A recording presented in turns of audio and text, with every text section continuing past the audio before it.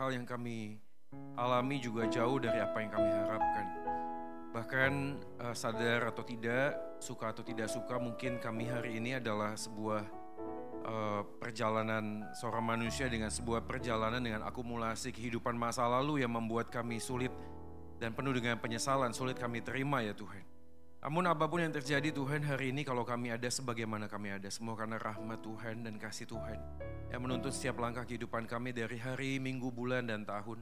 Kami melihat begitu baiknya Engkau ya Tuhan, bukan hanya sekedar berkat yang Engkau berikan pada kami, tapi kami juga diberikan kepastian bahwa kami tidak pernah ditinggalkan sendirian walaupun kami harus menghadapi banyak gelombang badai hidup yang menerpa kehidupan kami. Kami yakin Kristus Tuhan kami yang sudah rela meninggalkan surga, masuk ke dalam dunia yang penuh dengan dosa untuk merengkuh kami kembali menjadi sebuah jaminan yang pasti, pengharapan yang tak pernah lekang oleh waktu. Bahwa kami adalah milik-Mu dan Engkau adalah milik kami ya Tuhan sampai selama-lamanya. Tak ada satupun yang bisa memisahkan kami, baik penderitaan, kelaparan, kesulitan, tekanan kehidupan.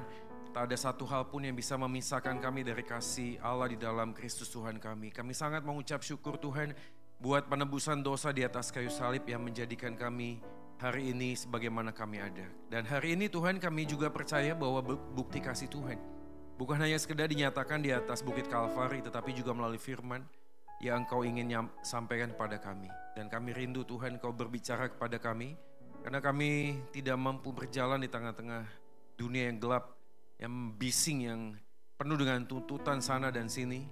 Kami membutuhkan firman-Mu menjadi pelita dan terang bagi langkah hidup kami. Hamba-Mu yang sangat terbatas, yang juga berdosa, yang tidak lebih baik dari semua orang dalam ruangan ini, membutuhkan anugerah Tuhan lebih dari cukup. Mampukan dia Tuhan murnikan hati dan pikirannya, dan berikanlah kepekaan rohani untuk boleh menyampaikan isi hati Tuhan sesuai dengan kebenaran kitab suci. Ini doa kami. Kami yakin dan percaya Engkau hadir di sini Tuhan, walaupun kami tidak bisa melihat-Mu dengan mata jasmani. Allah Roh Kudus, tuntunlah kami dalam hati dan pikiran kami, supaya kami boleh mengerti, memahami, dan juga dimampukan untuk melakukan firman dalam hidup hari lepas hari. Demi Kristus Tuhan kami, Gembala yang baik, firman yang hidup Tuhan, dan Juru Selamat manusia satu-satunya, kami sudah berdoa dan memohon. Amin, amin, amin. Silakan duduk Bapak Ibu dan saudara sekalian, kita bersyukur pada Tuhan.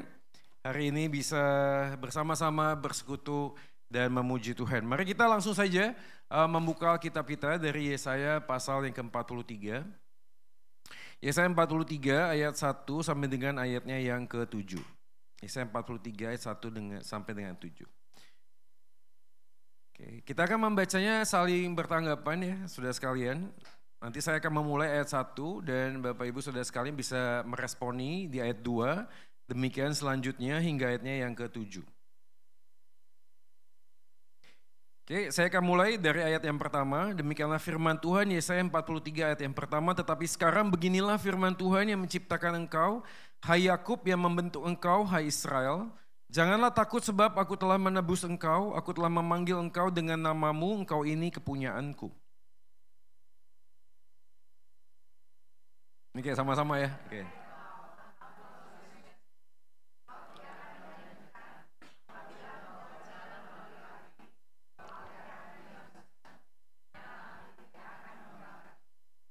Sebab akulah Tuhan Allahmu yang Maha Kudus, Allah Israel, Juru Selamatmu. Aku menebus engkau dengan Mesir dan memberikan Ethiopia dan Sheba sebagai gantimu.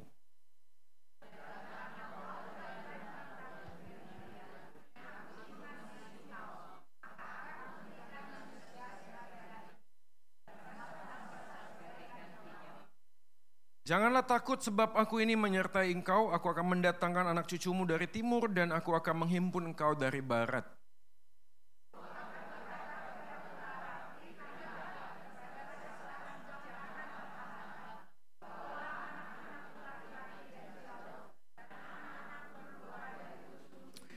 Semua orang yang disebutkan dengan namaku yang kuciptakan untuk kemuliaanku, yang kubentuk dan yang juga kujadikan. Demikianlah firman Tuhan, kita berbahagia kalau kita menjadi pelaku firman di dalam hidup kita hari lepas hari. Nah saudara sekalian, hari ini temanya adalah Beyond Fears ya, yang melampaui ketakutan ya. Jadi kalau kita bicara dengan ketakutan rasanya ini satu bagian yang tak terhindarkan, betul ya. Semua orang di sini ada yang sedang tidak takut. Mungkin bisa gantikan saya berkhotbah di depan. Karena yang khotbah juga mengalami banyak ketakutan saudara sekalian. Ya, rasanya semua manusia pasti menghadapi banyak ketakutan. Ya, saya ketemu dengan Pak Sutri muda saudara sekalian, baru menikah 5 tahun, pasangan dokter, keduanya dokter, ya, spesialis. Lalu kemudian dalam sebuah perjalanan kejadian adalah si laki-laki ketemu dengan mantan, ya, ternyata ada cinta lama belum kelar, bahasa anak mudanya CLBK, ya, cinta lama belum kelar, lalu kemudian mereka dekat, tidak sampai tidur bersama, tapi terindikasi ada perselingkuhan melalui chat WA dan seterusnya.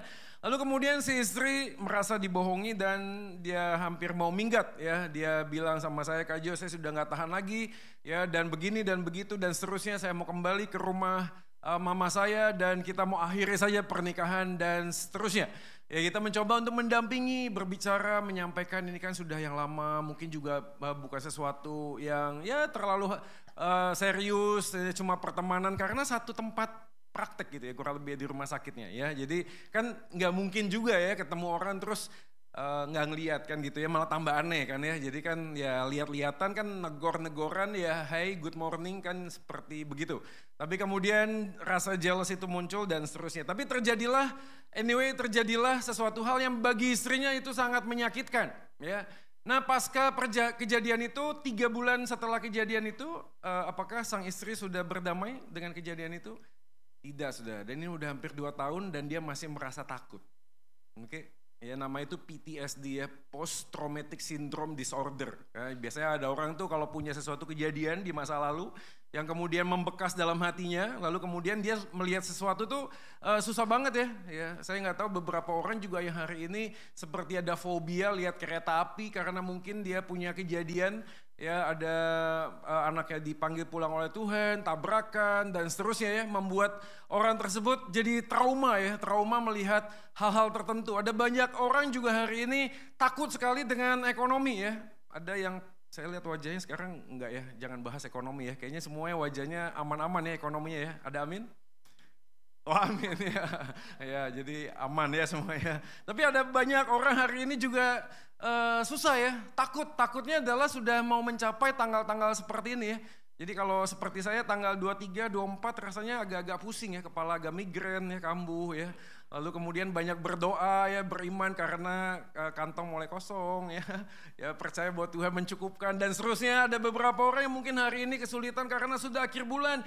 Cicilan Pak, cicilan. Aduh, masuknya sedikit ya, keluarnya banyak ya, terus menerus nggak bisa dikurangi tapi masuknya kok sedikit. Ada banyak orang yang bergumul hari ini dengan wajah, saudara ya. Makanya saya nggak tahu, ada banyak anak muda sekarang suka pergi ke Thailand, ke Korea ya, karena merasa hidungnya terlalu maju ke dalam, tapi ya bukan ke depan ya. Jadi merasa badannya sudah tidak fit lagi ya. Ada banyak anak muda hari ini mungkin sudah mulai investasi kesehatan ya, deposito dan seterusnya. Beberapa yang sudah parubaya yang hari ini mungkin takut ya kalau lihat di cermin banyak kerutan. Ya. Coba lihat kiri kanannya ada kerutannya nggak? Nah ya, tetap cantik lah ya. Ya, ada amin yang menghibur diri, betul ya? Menghibur diri ya. Ada banyak ketakutan saudara sekalian, entah itu kesehatan, entah itu pekerjaan dan seterusnya. Dan saya yakin bahwa pada waktu kita ngomong tentang ketakutan, maka pertanyaan yang pertama adalah ini. Apakah ketakutan terbesar Anda? Ambil waktu 10-15 detik ya. Mungkin apa ketakutan terbesar Anda di hari ini kalau Anda tanya ya, kira-kira apa ya? Mungkin bukan hal yang besar sekali, yang wow gitu ya. Apakah ada tsunami, gempa bumi, mungkin nggak seperti itu, mungkin yang dekat saja ya, yang dekat ya.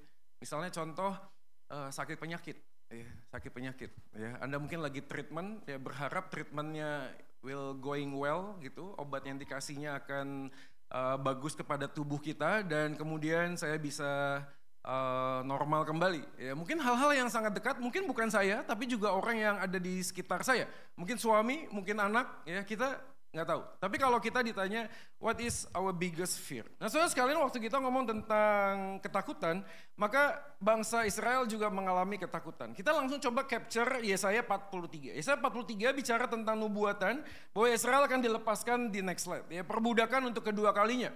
Jadi kita langsung bisa dapetin satu atmosfer ya. Atmosfer itu negatif, vibes-nya negatif karena bangsa Israel dalam perbudakan. Dan kita coba imajinasikan perbudakan itu dengan cara berpikir itu jangan orang modern ya. Jadi tahun 1800 enggak. Tapi ini perbudakan zaman baheula, betul-betul baheula. Ya, pada waktu mereka masuk dalam perbudakan, hidup mereka itu betul-betul sangat sulit sekali, Saudara. Jadi budak, tidak punya sesuatu hal yang dianggap kebebasan. Tapi pada bagian mereka diperbudak, ada sebuah janji. Janjinya adalah pelepasan dari pembuangan tersebut. Jadi kalau di next slide, pasal 43 ayat 1 dan 7 yang kita baca tadi ya, ini konteksnya ya, kita zoom out dulu ya, kita lihat secara luas dulu. Bicara tentang penebusan Kristus. Nanti ya, next ya, tapi artinya adalah penebusan dalam tanda kutip, ini kan bahasanya tuh apa ya, bahasanya tuh gambaran yang samar-samar ya. Seperti bangsa Israel dilepaskan dari perbudakan, di dalam perjanjian baru kita yang diperbudak oleh dosa dilepaskan oleh Kristus. Itu kurang lebih ya gambarannya tipologi, gambaran yang samar-samar di perjanjian lama. Ini seringkali terjadi, misalnya Abraham diminta untuk mempersembahkan Ishak, yaitu gambaran juga satu-satunya. Abraham nggak punya banyak anak, cuma satu ya. Lalu kemudian itulah menjadi gambaran kemudian ya, gambaran di perjanjian baru Bapa memberikan anak yang satu-satunya. Jadi tipologi gambaran ini muncul di 43 1 sampai 7 yang kita baca, nanti kita akan coba uraikan. Nah, 8 sampai 21 itu bicara tentang saksi. Ayat yang ke-10-nya dikatakan demikian, kamu inilah saksi-saksiku, demikianlah firman Tuhan, dan hambaku yang telah kupilih supaya kamu tahu, perhatikan ya, tahu dan percaya kepadaku, mengerti bahwa aku tetap Dia. Let's go, aku tetap Dia 43 ayat 10. Tapi pada saat yang sama situasi mereka berubah tidak menjadi lebih baik. Tapi Tuhan mengatakan aku tetap Dia. Aku tetap Dia artinya adalah Tuhan yang pernah membuka laut Teberau itu terbelah. Oke, aku tetap Dia adalah Tuhan yang pernah memberi 10 tula, melakukan banyak keajaiban, mujizat, aku tetap Dia, kata Tuhan. Tapi pasal 43 tidak ada mujizat. Oke, sebelum aku tidak ada Allah dibentuk dan sesudah aku tidak akan ada yang lainnya. The only one God. Beberapa komentari mengatakan, kenapa Yesaya perlu menegaskan ini? Karena bangsa Israel bebal, Saudara. Bebal tuh kayak kita, Saudara ya. Suka-sukanya diri kita sendiri. Tanpa sadar kita menyembah berhala tertentu. Pada saat yang sama kita menyembah Tuhan. Kita datang ke gereja, kita berdoa. Tapi pada saat yang sama kita menggenggam sesuatu yang kita anggap menjadi Tuhan dalam hidup. Maka muncullah ketakutan. Kenapa? Karena kita takut apa yang kita rasa punya kita diambil. Ya, ada satu keluarga itu konseling.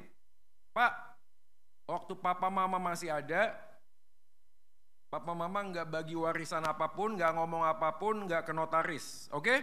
Dah. Saya punya adik paling bontot, nggak punya rumah. Kami yang dua sudah punya rumah masing-masing. Ada yang bontot ini kemudian dipakai rumah yang punyanya papa mama. Papa mama meninggal dunia. Ini adik sudah tinggal di rumah itu lama sekali. Oke? Lalu kemudian mereka sepakat, kokonya sama cecenya untuk menjual rumah tersebut. Kisah klasik ya. Anda tahu waktu didatengin kepada ada yang paling bontot. Dek, ini kan rumah bukan punyamu.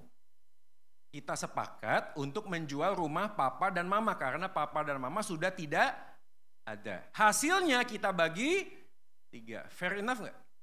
Fair kan? Aman ya? Ini rumah punya siapa? Punya papa mama kan? Betul? Dijual boleh nggak? Ada tahu yang adik paling bontot ini ngasih nggak?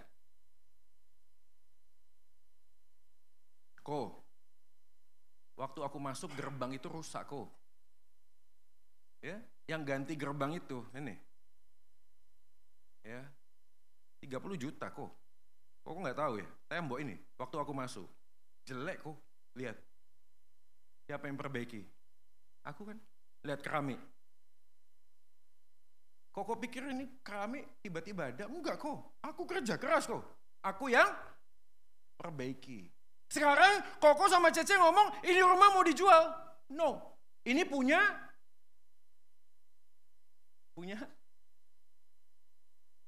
Susah kan, betul gak sih? Kan itu statusnya pinjam. Tapi karena pinjam dia yang merenovasi, dia merasa itu punya dia. Saya tanya, hidup kita punya siapa? Loh Tuhan, yang potong rambut ini aku loh, pakai duit. Ya, masuk salon itu nope. Ya betul ya? Nope ya. Iya, nggak pernah ke salon soalnya. 200 loh Tuhan. Tuhan, ini loh rumah yang kerja keras. Ini yang kerja keras. Loh aku sehat begini emang siapa? Aku yang beli vitamin. Blackmores itu mahal tuh. Tuhan nggak tahu ya. Yang makan vitamin siapa? Saya. Jadi sadar atau tidak kadang-kadang kita lupa bahwa hidup ini punya Tuhan. Jadi waktu mau diambil kita terima? Nggak terima saudara, nggak terima. Ini saya Tuhan, ini saya Tuhan. Nah bangsa Israel pada saat itu ngomong begitu. Kenapa? Karena mereka di tengah-tengah orang yang menyembah berhala. Maka orang yang kenal Tuhan akan memperkenalkan Tuhan. Harusnya begitu. Harusnya begitu. Orang yang kenal Tuhan, siapa Tuhan akan memperkenalkan Tuhan. Tapi yang terjadi mereka tidak lakukan itu. Kenapa? Karena mereka hanya fokus kepada diri mereka sendiri. Next slide, ini dia. Ateis modern bukanlah mereka yang menyangkal keberadaan Tuhan. Bukan ya, bukan yang menyangkal, tapi apa? Yang sering bicara tentang Tuhan, tapi tidak pernah bicara kepada Tuhan, saudara. Ngomongnya Tuhan, tapi nggak pernah ngomong kepada Tuhan. Ini ateis modern. Bapak Ibu jangan bingung, orang ateis itu A, B, C, yes. Ada yang begitu. Tapi ateis modern tuh begitu, ke gereja, betul gak sih? Ngomong tentang Tuhan, ikut persekutuan, ikut baca Alkitab. Tapi gak pernah talking to God, personal encounter, gak ada. Saudara, saya bukan ngomong baca Alkitab itu salah, enggak. Tapi kalau Anda baca firman Tuhan tidak ketemu dengan Tuhan, Anda hanya jadi orang yang beragama. Perhatiin ya, Anda baca firman Tuhan, tidak berjumpa dengan Tuhan, Anda hanya menjadi orang yang beragama. Karena saya mau beritahu, yang baca Alkitab bukan cuma orang Kristen. Teman saya yang Muslim juga baca Alkitab, semua baca Alkitab. Bukan cuma orang Kristen. Jadi kalau kita melakukan semua kegiatan agama tanpa punya relasi dengan Tuhan, celaka. Maka ini adalah struktur teks yang kita baca. Kita akan zoom in sekarang melihat pasal 43 ayat 1-7. Bagian ini menjadi sastra yang menarik. Kenapa? Karena disebutkan kiasme. Jadi kiasme kalau Bapak Ibu nanti perhatikan ya ayat 1 dan 7. Coba di Alkitabnya ayat 1 dan 7 itu kiasme. Jadi 1 dan 7 prolog dan epilog itu adalah satu bagian menjadi satu tema yang sama. Pasal 1 dan 7. Lalu kemudian di bagian berikutnya pasal 2 dan 5, ayat 2 dan 5 itu juga sama. Jadi kalau Anda melihat gini ya, kan ini 7 ayat ya, 7 ayat ya. Ya pendahuluannya kan pasal ayat 1. Ayat 1 dan ayat 7 itu nuansanya sama. Ini sastra kiasme. Ayat 2 itu sama yang bawahnya 5. Sama juga, kata yang sama diulang. Idenya sama. Ayat 3 dan 4 itu menjadi sentral yang di tengah. Sama.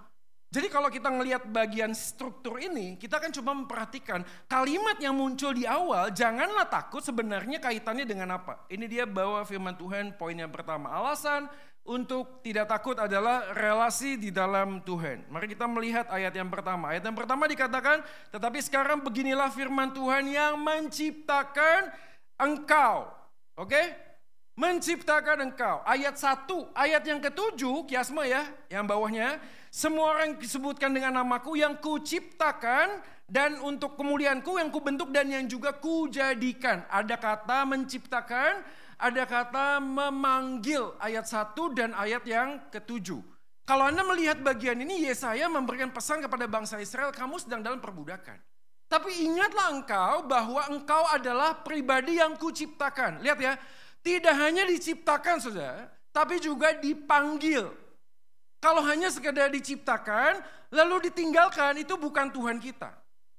Tuhan menciptakan, tapi dia juga memanggil kita. Berarti apa? Relasi sudah. Dia ngomong relasi. Ini bukan cuma sekedar Tuhan menciptakan kita, lalu ya udah kamu jalani hidup sesuai dengan apa yang kau mau. Bukan. Ya saya sedang menegaskan kepada bangsa Israel, walaupun kamu dalam perbudakan, ingat bahwa Tuhanlah yang menciptakan, dia yang mengawali, dia memanggil engkau. Sudah pernah kan membaca kitab kisah Yunus? Yunus disuruh untuk pergi ke Niniwe kan? Betul gak sih? Memberitakan Injil. Yunus mau gak? Gak mau kan gitu ya. Dia pengen apa? Dia kabur. Betul? Begitu dia kabur, pertanyaan sederhana. Kalau Anda jadi Tuhan dan ada orang yang mau dipilih untuk memberitakan Injil dan gak mau, Tuhan punya orang lain gak sih? Kenapa Tuhan gak pilih orang lain? Inilah problem bagi banyak orang yang kemudian mengatakan, kalau misalnya kita punya agama, Tuhan menciptakan kita dan kita hanya disuruh melakukan banyak aturan, sedangkan dia di sorga sana hanya ongkang-ongkang kaki melihat penderitaanmu. Alkitab tidak mengajarkan demikian, sudah sekalian. Tuhan itu menciptakan kita, tidak hanya sekedar menciptakan, tapi memberikan kepada kita tujuan untuk hidup. Dipanggil untuk hidup bagi dia. Jadi kalau kita cuma sekedar diciptakan tanpa ada sebuah arah tujuan yang pasti, itu bukan Alkitab, saudara. Jadi kita diciptakan untuk apa? Berelasi di dalam Tuhan. Nah, pertanyaan pagi ini adalah bagaimana relasi kita dengan Tuhan, kan? Betul nggak sih? Kalau dia sudah menciptakan aku sedemikian rupa, lalu kemudian aku dipanggil untuk hidup bagi dia, maka apakah tujuan hidupku hari ini adalah jelas? Kalau nggak jelas, maka menjadi problem. Kenapa? Kejadian pasal 3, next slide, ini dia. Ketika manusia jatuh dalam dosa. Lihat ya, waktu manusia jatuh dalam dosa, ketika mereka mendengar bunyi langkah Tuhan Allah, bersembunyilah manusia. Lagi-lagi yang menarik adalah kejadian pasal 3 kan di Taman Eden, bro. Betul? Berapa juta miliar orang sih di Taman Eden? Halo? Ada berapa miliar orang di Taman Eden? Ya, 2 miliar ya, cuma 2 orang gitu ya, kurang lebih ya. Yang bikin dosa siapa? Adam dan Hawa. Menariknya adalah kitab Kejadian mengatakan, lalu Tuhan Allah pertanyaan. Tuhan emang nggak tahu ya? Cuma ada 2 ekor di situ. Taman Eden punya dia Allah Maha tahu kok. Tapi kenapa kemudian ada catatan, lalu Tuhan Allah memanggil manusia. Sudah ini waktu jatuh dalam dosa loh ya. Waktu manusia jatuh dalam dosa, kecenderungan kita adalah bukan cari Tuhan. Lihat, dia apa? Sembunyi dari Tuhan. Ini yang bangsa Israel lakukan. Waktu mereka jatuh dalam dosa, mereka bukan cari Tuhan. Mereka bersembunyi dari Tuhan dan menciptakan Tuhan yang lain, sudah. Tapi yang menariknya adalah pada saat yang sama Tuhan Allah apakah meninggalkan? No, dia memanggil. Di manakah engkau? The question today, di manakah engkau hari ini? Di mana? Di manakah engkau? Apakah engkau sedang menyembunyikan sesuatu dengan dosamu? I don't know, you have to answer this one. You have to answer this. Karena kecenderungan kita selalu kita menyembunyikan sesuatu dari Tuhan dan kita berpikir Tuhan tidak tahu. Dan menariknya adalah Tuhan tahu tapi dia tetap ngomong, di manakah engkau? Soalnya ini pertanyaan yang menarik ya. Kenapa? Karena waktu Petrus menyangkal Yesus dan Yesus bangkit naik ke sorga dan menghampiri Petrus yang harusnya tidak lagi layak untuk menjadi murid Yesus, betul? Kalau lu udah nyangkali gue, lu gak mau gue, ya udah lu pergi aja. Gue masih bisa cari yang lain kok, betul gak sih? Harusnya kan gitu dong, come on. Tapi seakan-akan Petrus tuh begitu sangat precious gitu, sehingga Yesus menghampiri Petrus, lalu Anda ingat apa yang ditanyakan? Apakah dia tanya gimana kabarmu Pet gitu? Gimana kerjaan layannya, gimana sehat? Sarapanmu lancar, gimana? Ya, les, kursus, tanya apa? Tanya begitu? Enggak. Apa yang Yesus tanyakan? Do you love me? Peter, after all this going went through your life and you said, I don't know you, I don't know you, I don't know you, third time. And today I will ask you, do you love? Seakan-akan 3 kali Petrus menyangkal Yesus, 3 kali pula Yesus memanggil Petrus, I love you, I love you. Sudah ini Tuhan kita. Jadi kalau begitu baiknya Tuhan di dalam hidup kita, ayo dong kita hiding dari apa dong hari ini? Kita bersembunyi dari apa sudah? Kenapa kita mengalami rasa takut? Karena kita menyembunyikan sesuatu. Ini dia next slide. Kita baca sama-sama kalimatnya. 3, 2 ya. Sejak jatuh dalam dosa, manusia selalu berusaha mengatasi rasa takut dengan bersembunyi dari Tuhan dan menciptakan. Saya disclaimer on, saya bukan ngomong makan vitamin tidak baik. Saya juga bukan ngomong check up nggak baik. Saya juga bukan ngomong bekerja tidak baik, tapi hati-hati saudara. Seringkali justru dokter, laboratorium, rumah sakit, bisnis, pekerjaan itu menjadi Tuhan di atas Tuhan itu sendiri.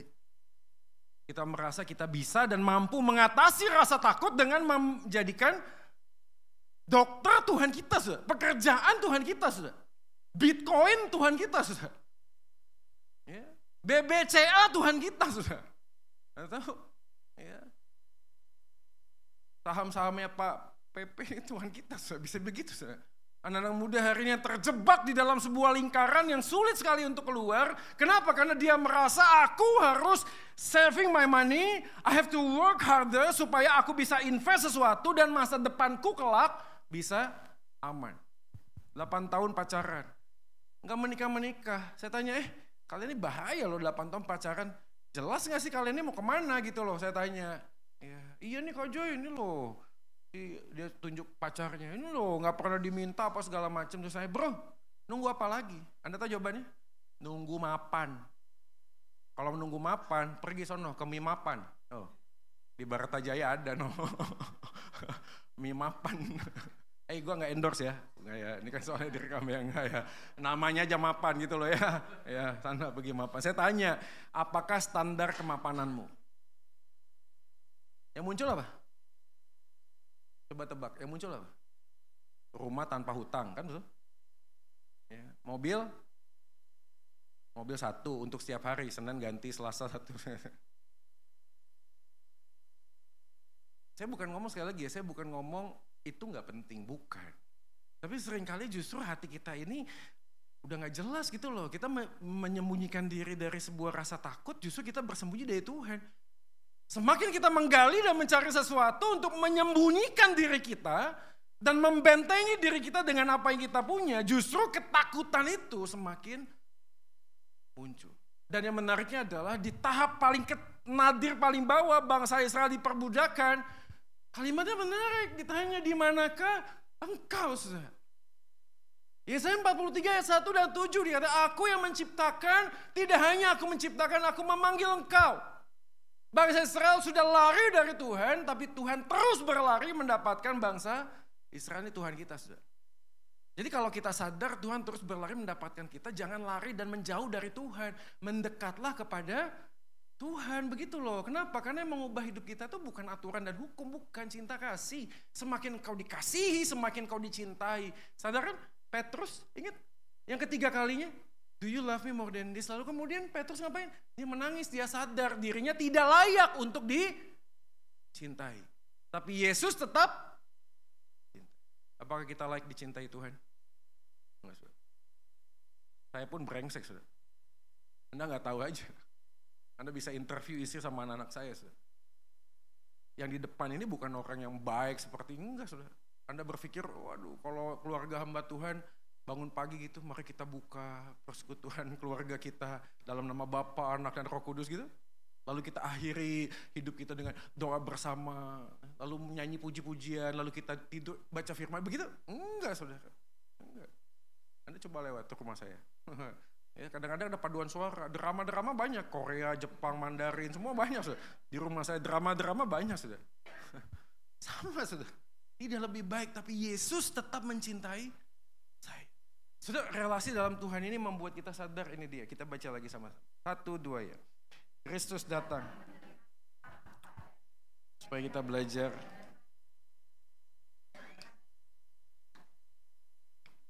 Apa yang Anda hadapi hari-hari ini. Kadang-kadang tuntutan orang tuh lebih terlalu kuat ya. Yang membuat kita takut tuh sebenarnya diri kita sendiri. Karena kita menduga, merasa orang tidak akan menerima kita karena kita tidak punya A, B, C, dan D. Kita mencoba menjadi pasutri yang suka bermain sandiwara di depan banyak orang. Ya. Saya ketemu dengan pasutri yang mengatakan, ya Pak, tiap kali kami ke gereja tuh ya, selalu begitu. Pegang tangan saya, pegang Pak Pendeta di depan.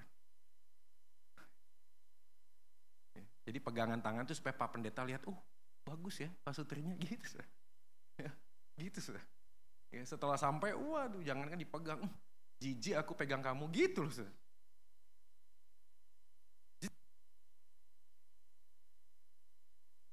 Penting. khotbahnya.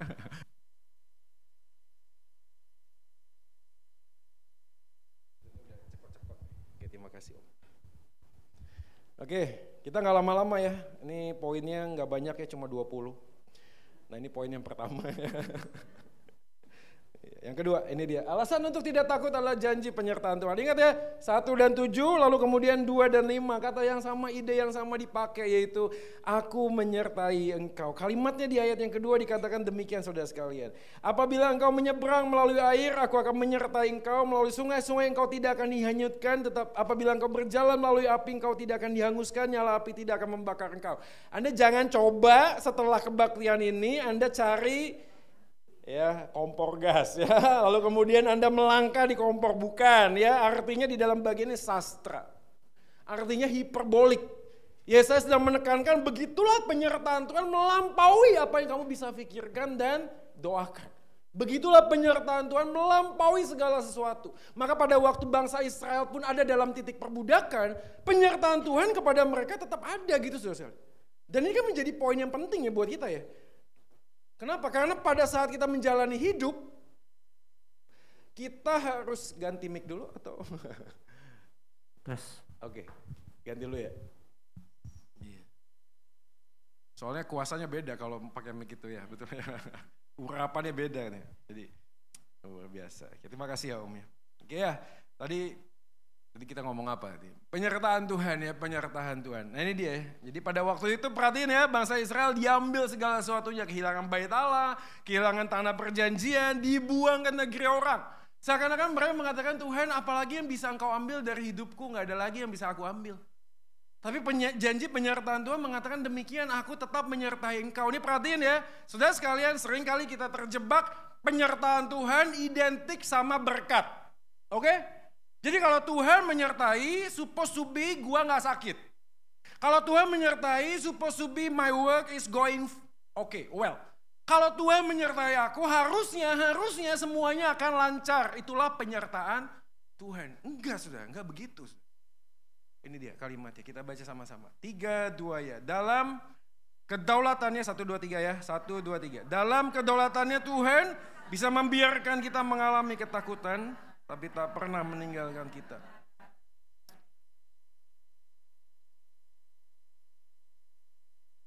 Tuhan bisa membiarkan sudah. Ya mungkin Anda pernah ingat ya waktu saya ajak anak saya waktu itu umur 6 apa 7 tahun ke BNS atau kemana saya lupa ya, ada roller coaster yang biasa. Ya. Ya, awalnya kita duduk, dia senang sekali, dia happy. Tapi begitu roller coaster mulai jalan, kereta mulai jalan, dia mulai stres, dia tegang, tidak ada senyuman, tidak ada kebahagiaan apapun. Sedangkan saya sangat happy, saya wah, hore, wow. Saya lihat anak saya kena tegang. Terus saya bilang sama dia, nak, jangan lihat ke depan, lihat ke papa. Dan setelah dia lihat papanya yang ganteng, muncullah senyum itu sudah. Pertanyaannya menjadi menariknya, roller coasternya berhenti nggak pada waktu dia tersenyum? Tidak, roller coaster tetap berjalan, yang berubah adalah cara pandang dia melihat posisinya. Dia tidak melihat ke depan, dia melihat ke samping. Kadang-kadang hidup kita itu seperti roller coaster.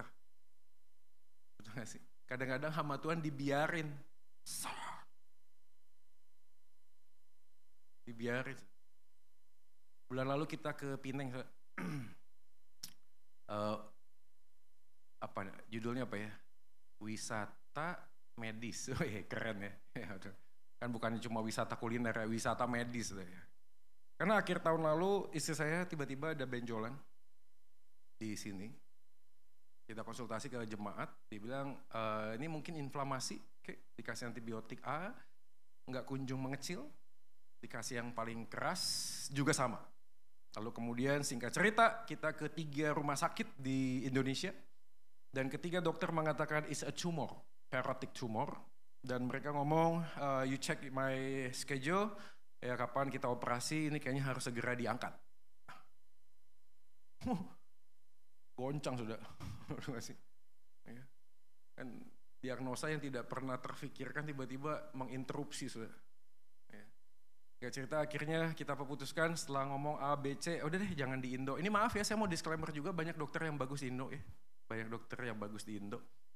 Tapi Tuhan buka jalan dengan banyak hal, akhirnya kita pergi ke Pineng. Oke, siap untuk operasi.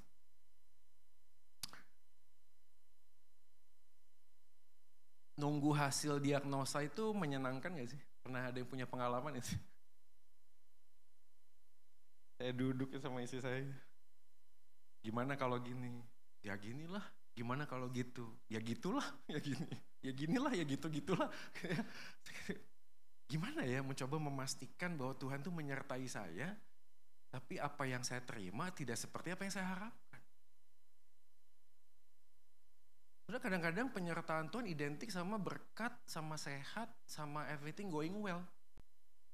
Tapi janji penyertaan Tuhan kepada bangsa Israel terjadi ketika tidak sesuatu hal yang bisa dibanggakan. Bangsa tanah perjanjian kagak punya, harta diambil, bait Allah kagak ada, apalagi Tuhan, apalagi. Di manakah engkau? Pertanyaan sering muncul kan?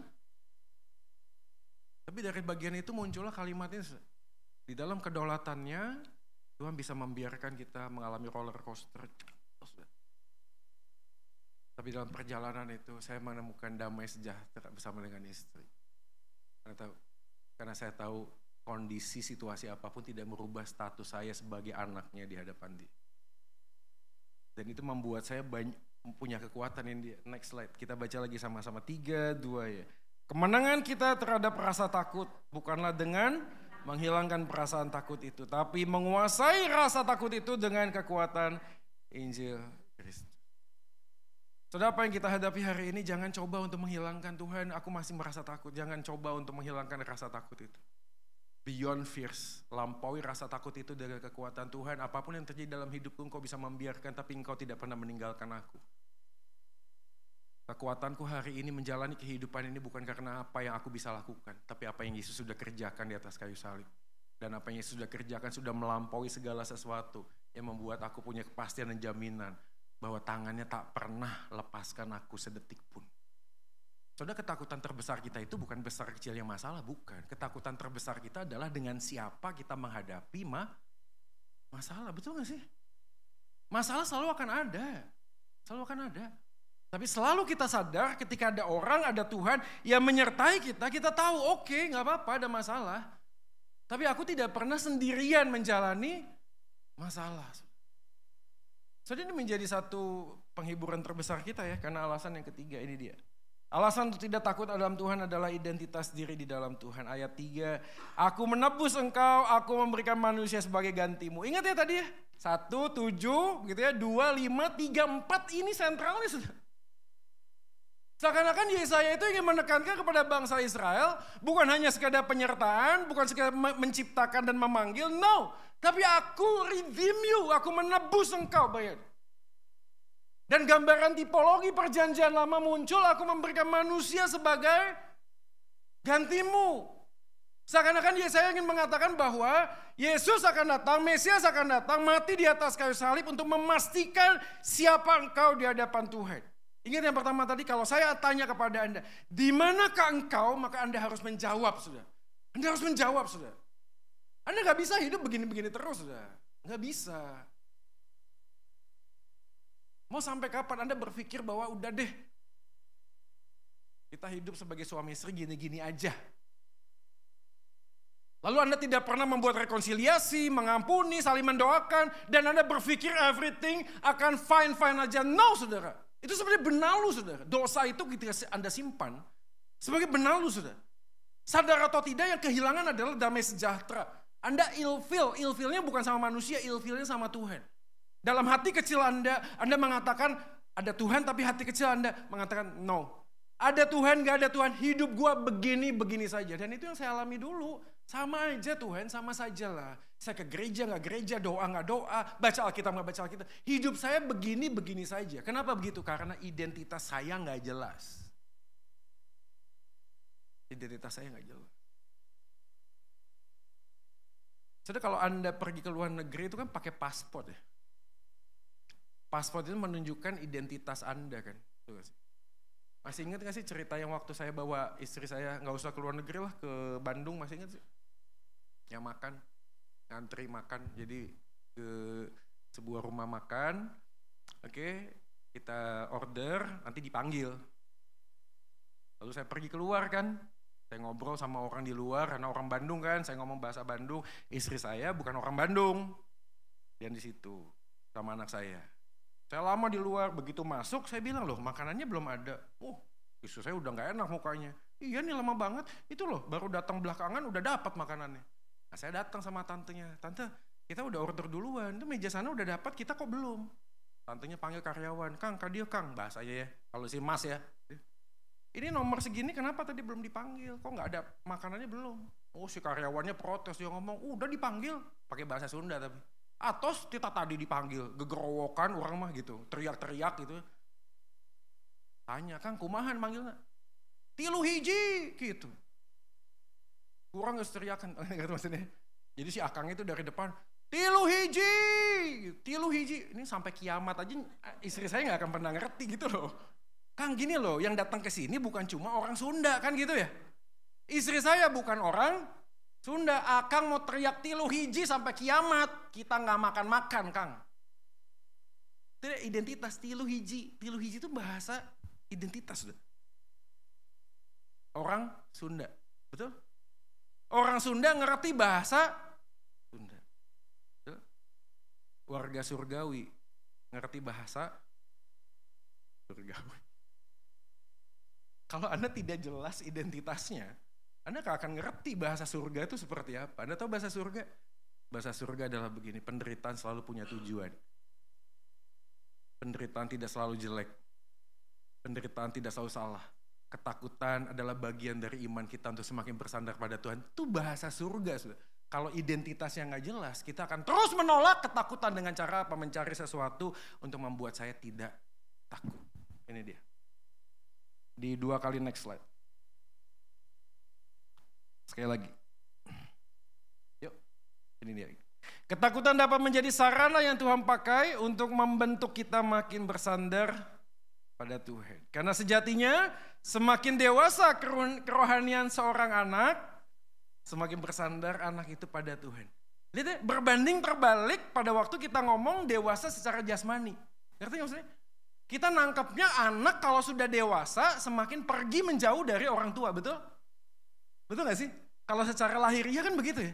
Nah kamu udah gede, nikah kan gitu. Kalau nikah kan punya rumah sendiri, kerja sendiri, jangan bersandar sama mami kan. Tapi berbanding terbalik saudara, kalau Anda dewasa rohani, semakin Anda growing up, semakin Anda bersandar pada Bapa. Jadi ujian kita hari ini kalau ditanya, Pak saya sudah dewasa rohani gak, pertanyaannya semakin bersandar gak? Kalau gak semakin bersandar sulit sudah. Bagaimana kita ngomong tentang ketakutan yang kita jalani hari ini? Kalau yang kita sandari bukanlah Tuhan, tapi apa yang kita anggap Tuhan. Saya gak tahu apakah Anda pernah dengar kisah ini ya. Seorang bapak tinggal sama anaknya hanya berdua. Anaknya nakalnya minta ampun. Sekolah jam 8, bangun jam 10. Jam 7 dibangunin gak bangun-bangun. Bangun gak bangun-bangun. Tapi ya, papanya terus ya kasih tahu, nak bangun nak. Pulangnya malam terus ya, kadang pagi. Iya pak, aku gak pulang malam, aku pulangnya pagi. Enak bandel banget ya, bandel banget. Tapi papanya gak pernah berhenti ngomong, nak jangan begini, jangan begitu, nah harus begini, harus begitu, ngomong terus. Suatu kali anaknya melakukan sesuatu yang memalukan.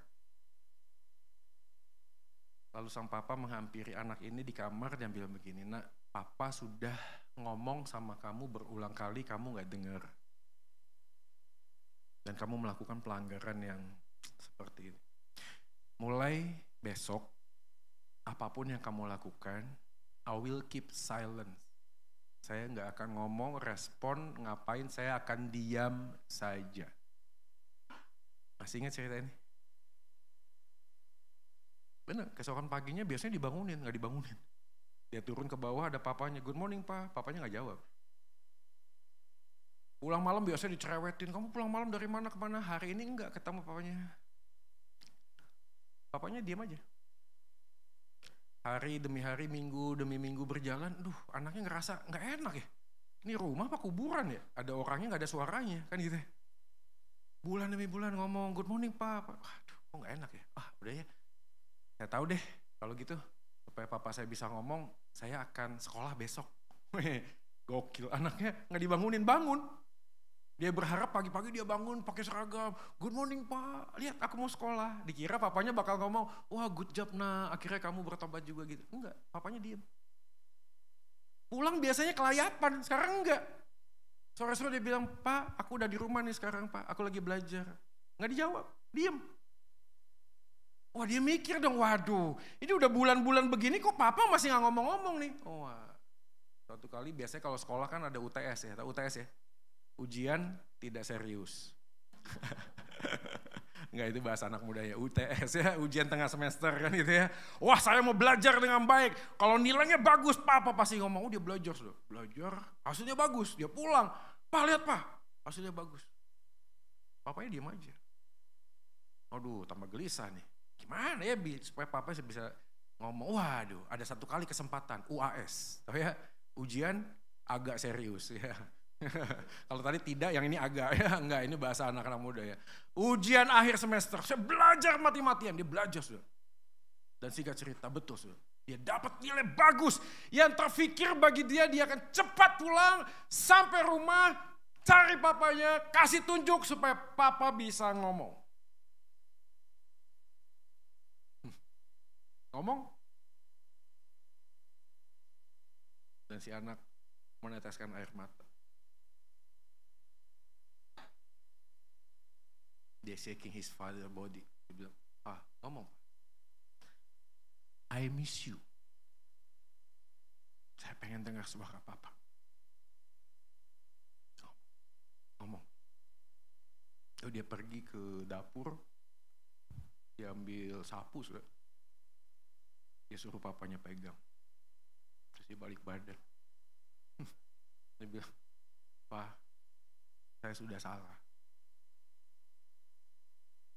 Papa pukul saya, tapi tolong setelah papa pukul saya, papa ngomong sama saya.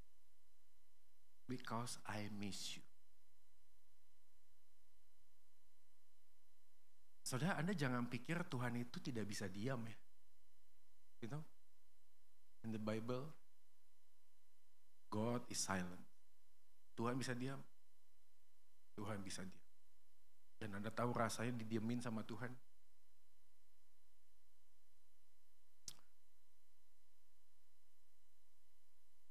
Dan kalau hari ini Tuhan masih bawa kita di sini, berarti Tuhan sedang mau bicara sama kita. Kalau Tuhan masih mau bicara sama kita, jangan keraskan hati. Karena waktu Tuhan diam, hidupmu berantakan. Saudara, ketakutan seringkali menjadi sebuah ujian ya, untuk kita bertanya, sebenarnya kita ini sedang cari Tuhan sungguh-sungguh atau kita sedang membuat Tuhan buat diri kita sendiri. Yang terakhir ini dia kita baca sama-sama 3, 2 ya. Di dalam Kristus kita menemukan jawaban atas semua ketakutan kita. Karena Dia telah menang atas ketakutan terbesar kita, yaitu dosa dan kematian. Amin saudara. Ketakutan terbesar kita, dosa dan kematian sudah selesai di atas kayu salib. Sehingga apapun musim kehidupan, sekali Yesus, selamanya Yesus. Di dalam semua pergumulan yang kita harus hadapi, sekali Yesus, selamanya Yesus. Saya mengundang brother yang memainkan keyboard, dan so sorry aku lupa namanya, dan WL kita. Mari kita naikkan pujian sebagai sebuah komitmen kita menjalani kehidupan dalam segala keadaan, waktu berlimpah maupun kurang. Sekali Yesus, selamanya Yesus. Mari kita ambil saat teduh kita sejenak sudah sekalian. Teduhkan hatimu, tutup matamu, pikirkan perjalanan hidupmu hari ini. Sesaat lagi kita akan melewati perjalanan yang lain karena Anda akan meninggalkan tempat ini. Mungkin Anda akan bersentuhan lagi dengan pekerjaanmu yang setiap kali Anda buka, rasanya Anda pengen tutup. Rasanya apalagi yang bisa diharapkan dari pekerjaan ini Tuhan. Yang ada cuma hutang Tuhan. I feel so afraid, saya sangat takut Tuhan. Mungkin ada di antara kita hari ini juga bergumul dengan relasi dalam rumah tangga. Anda punya trauma tersendiri. Anda takut Seandainya ada sesuatu yang suami saya sembunyikan dan suatu kali meledak, saya udah feeling sih. Ada orang ngomong kan instingnya perempuan tuh kayaknya. Mungkin Anda datang juga dengan ketakutan, Tuhan apakah obat yang saya makan ini akan menyembuhkan? Sama. Jadi hari ini saya juga pengen memberitahu, saudara, istri saya masih makan obat. Ya hopefully in 6 months kita minta untuk balik lagi sih. Dan saya bertanya sama Tuhan, Tuhan mampukan saya untuk berkata sekali Yesus, selamanya Yesus di setiap musim kehidupan dan ku jalan. Dalam Segala keadaan, waktu berlimpah maupun kurang, tetap Yesus yang mempesona. tetap Yesus Yang mempesona hatiku, Dia beri damai dan kesempatan baru di setiap musim kehidupan, waktuku kuat maupun di lemah. setiap musim kehidupan. Waktu ku kuat maupun lemah, Hanya Engkau Yesus tetap Yesus yang mempesona hatiku. Dia beri damai dan kesempatan baru Sekali Yesus, sekali Yesus, selamanya Yesus. Harapanku tak akan hilang karena kasih-Nya sekarang ku ada. Oh Yesusku, ku cinta Kau selamanya. dengan iman katakan sama-sama sekali Yesus, selamanya Yesus. Yesus, selamanya Yesus.